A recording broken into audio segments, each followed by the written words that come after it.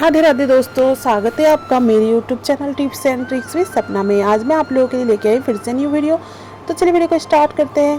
चंद दिनों में बनना चाहते हैं करोड़पति तो बैसाख महीने में जरूर करें यह उपाय। हिंदू कैलेंडर के अनुसार साल का दूसरा महीना बैसाख होता है। इस माह में जगत के पालनहार भगवान विष्णु और धन की देवी माँ लक्ष्मी की पूजा की जाती है। यह महाप्रभु को प्रसन्न करने के लिए बेहद खास होता है। धार्मिक मान्यता के इस माह पूजा अर्चना करने से साधक को सभी कष्ट और दुख से छुटकारा मिलता है। इस बार बैसाख माह की शुरुआत 24 अप्रैल से हो चुकी है और इसका समापन 23 मई को होगा।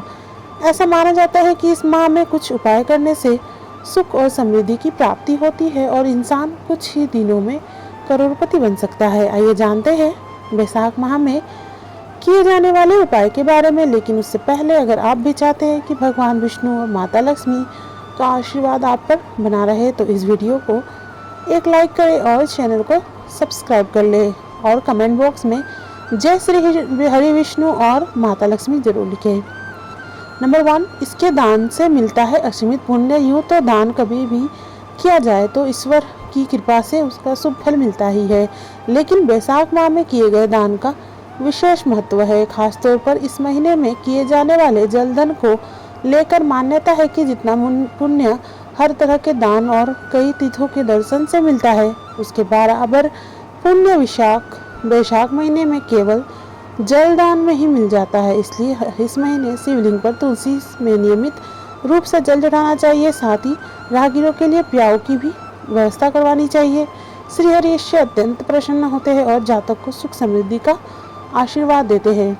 नंबर 2, यह कार्य बैसाख माह में जरूर करना चाहिए। बैसाख माह भगवान विष्णु को अत्यंत प्रिय है, इसलिए इस महीने उनकी पूजा उपासना करने का भी विशेष फल मिलता है। धार्मिक ग्रंथों के अनुसार इस महीने में श्री हरि का पूजन अभिषेक तो करना है चाहिए। साथ ही इन दिनों सुबह और शाम दोनों समय नियमित रूप से तुलसी माता के सामने दीपक जलाना चाहिए। मान्यता है ऐसा करने से श्री हरि और माता तुलसी की कृपा से जीवन में आने वाले सभी तरह के दुख और कष्ट दूर हो जाते हैं, साथ ही सुख समृद्धि की प्राप्ति होती है। नंबर 3, इसकी पूजा से मिलता है विशेष लाभ। बैसाख माह के दौरान पीपल की पूजा जरूर की जानी चाहिए। इसके लिए नियमित रूप से सुबह सवेरे उठकर तांबे का पात्र ले, उसमें गंगा जल, कच्चा दूध, तिल और रोली डाल ले। इसके बाद यह जल पीपल में चढ़ा दे। साथ ही जो भी मनोकामना हो उसे पूरी करने की प्रार्थना करें। मान्यता है कि ऐसा करने से श्री हरि प्रसन्न होते हैं और जातक के जीवन में अगर कोई भी दोष हो तो वह भी दूर हो जाता है। इसके अलावा पीपल के नीचे सरसों के तेल का दीपक जलाकर 7 बार परिक्रमा भी जरूर करनी चाहिए। मान्यता है कि ऐसा करने से जातकों की मनोवांछित सभी कामनाएं पूरी होती है। नंबर 4, करियर की तरक्की सुनिश्चित करने के लिए बैसाख महीने के दौरान तुलसी पत्र से श्री विष्णु के माधव स्वरूप की पूजा करें। साथ ही भगवान विष्णु के केशव और गोविंद नाम का ध्यान करें। इस बात का ध्यान रखें कि कभी भी भगवान विष्णु के नाम का ध्यान नहीं करना चाहिए। लिहाजा जब भी भगवान विष्णु के किसी नाम का ध्यान करें तो उसके साथ ही श्री हरि के 2 और नामों का भी ध्यान करें। ऐसा करने से आपके करियर की तरक्की सुनिश्चित होगी। नंबर 5, अपने घर की सुख समृद्धि के लिए बैसाख महीने के दौरान आप भगवान विष्णु की तुलसी पत्र के साथ शहद अर्पित करें और श्री विष्णु के माधव स्वरूप के साथ भगवान के अनंत और अच्युत स्वरूप का भी ध्यान करें। ऐसा करने से आपके घर की सुख समृद्धि में बढ़ोतरी होगी। नंबर 6, आपके जीवन में कभी कोई संकट ना आए, इसके लिए बैसाख महीने के दौरान विष्णु को पंचामृत का भोग लगाए और उस पंचामृत में तुलसी पत्र डालना ना भूले। इसके अलावा आपको श्री विष्णु के माधव स्वरूप के साथ भगवान के दामोदर और नारायण स्वरूप का ध्यान करना चाहिए। ऐसा करने से आपके जीवन में कभी कोई कष्ट नहीं आएगा। नंबर 7, जीवन साथी के साथ साथ अच्छा तालमेल बनाए रखने के लिए बैसाख महीने के दौरान आप श्री विष्णु के माधव स्वरूप के साथ भगवान के श्रीधर और पद्माना स्वरूप का भी ध्यान करें और तुलसी पत्र लगी हुई मिठाई का भगवान को भोग लगाए। प्रतिदिन मिठाई का भोग नहीं लगा सकते तो मिश्री के साथ तुलसी पत्र भगवान को अर्पित करें। ऐसा करने से जीवन साथी के साथ आपकी अंडरस्टैंडिंग अच्छी होगी। नंबर 8, अपने बिजनेस की गति को बढ़ाने के लिए आपको वैशाख मास में श्री विष्णु के माधव स्वरूप के साथ त्रिविक्रम और ऋषिकेश का ध्यान करना चाहिए। साथ ही भगवान विष्णु की तुलसी पत्र से पूजा करनी चाहिए। इससे आपका बिजनेस दिन दोगुनी रात चौगुनी तरक्की करेगा। नंबर 9, बच्चों के साथ अपने रिश्तों को बेहतर बनाए रखने के लिए आपको वैशाख महीने में श्री विष्णु के माधव स्वरूप के साथ गोविंद और मधुसूदन का ध्यान करना चाहिए। साथ ही भगवान विष्णु को मेवा के साथ तुलसी पत्र अर्पित करना चाहिए। ऐसा करने से बच्चों के साथ आपके रिश्ते मजबूत होंगे। अपने जीवन में शत्रुओं से छुटकारा पाने के लिए और दोस्तों का साथ बनाए रखने के लिए आपको वैशाख महीने में श्री विष्णु के माधव स्वरूप के साथ केशव और दामोदर का ध्यान करना चाहिए। साथ ही भगवान विष्णु की तुलसी दल से पूजा करनी चाहिए। इससे आपके जीवन में मित्रों की संख्या बढ़ेगी और शत्रु अपने आप कम होते चले जाएंगे।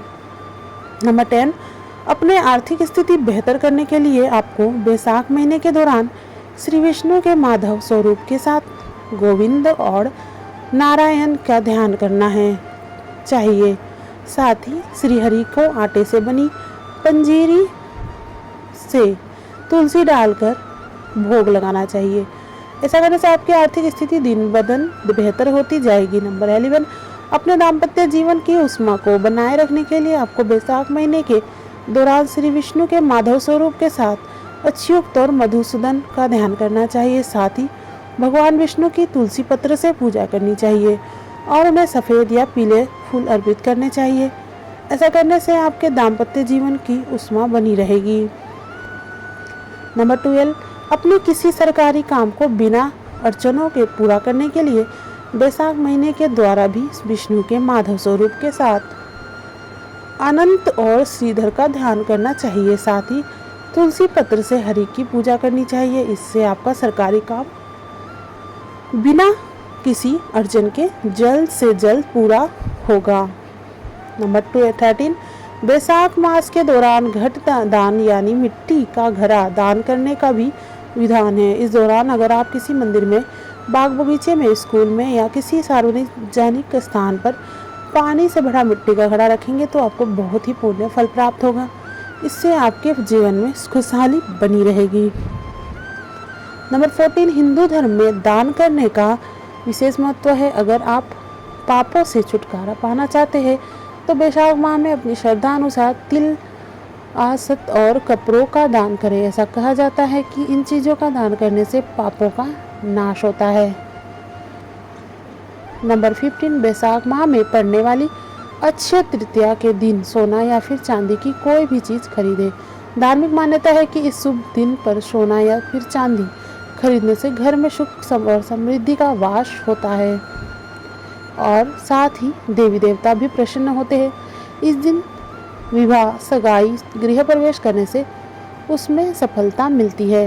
नंबर 16, वैशाख माह में बहुत ही गर्मी होती है तो ऐसे में गरीब लोगों को चप्पल छाता का दान करें। इसके अलावा पशु पक्षियों के लिए खाने के लिए चीज़ें और पानी जरूर रखें। ऐसा माना जाता है कि इस उपाय से जीवन में खुशियों का आगमन होता है। नंबर 17, इस माह में कांस्य के बर्तन में भोजन करने से और खाट पर सोने से व्यक्ति की सभी बीमारी खत्म हो जाती है।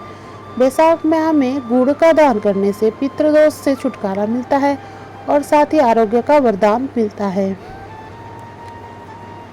नंबर 18, वैशाख माह में पड़ने वाले सोमवार को भगवान शिव का विधि पूर्वक रुद्राभिषेक करें और उनकी प्रिय चीज़ों का भोग लगाए। ऐसा करने से व्यक्ति के धन धान्य को प्राप्ति होती है, साथ ही सारी मनोकामनाएं पूरी होती है। नंबर 19, शास्त्रों में वैशाख माह सभी अन्य महीनों से सर्वश्रेष्ठ माना गया है। इस महीने में भगवान विष्णु के परशुराम, नरसिंह, वराह और बुद्ध अवतार की पूजा की जाती है। इस माह में रोजाना 11 बार माधवा नमः मंत्र का जाप करें। ऐसा करने पर परिवार पर आने वाले सभी संकटों दूर होती हैं और घर में खुशहाली आती है। नंबर 20 संकट पुराण के अध्याय 14 के श्लोक 41 में वैशाख मास में तुलसी द्वारा किए गए उपाय के बारे में बताया गया है। इस उपाय के अनुसार तुलसी की 5 पत्तियां लेकर पीपल के पेड़ के 5 बार परिक्रमा करें। ऐसा करने से व्यक्ति को वैकुंठ की प्राप्ति होती है और मोक्ष भी मिल जाती है। इसके साथ ही व्यक्ति के हर तरह के कष्टों से धीरे धीरे निजात मिल जाती है और धन धान्य की बढ़ोतरी होती है।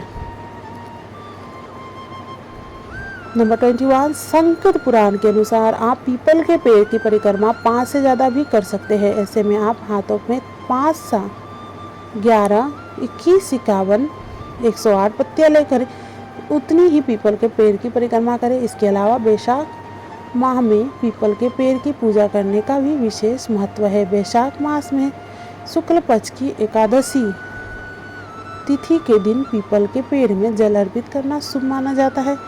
इसके लिए एक लोटे में थोड़ा सा गंगा जल, कच्चा दूध और थोड़ी सी तिल मिलाकर अर्पित करें। ऐसा करने से विष्णु जी की विशेष कृपा आने के साथ साथ पितृदोष भी तृप्त हो जाते हैं। तो दोस्तों, यह तमाम जानकारी जन्म जी को ध्यान में रखकर दी जा रही है।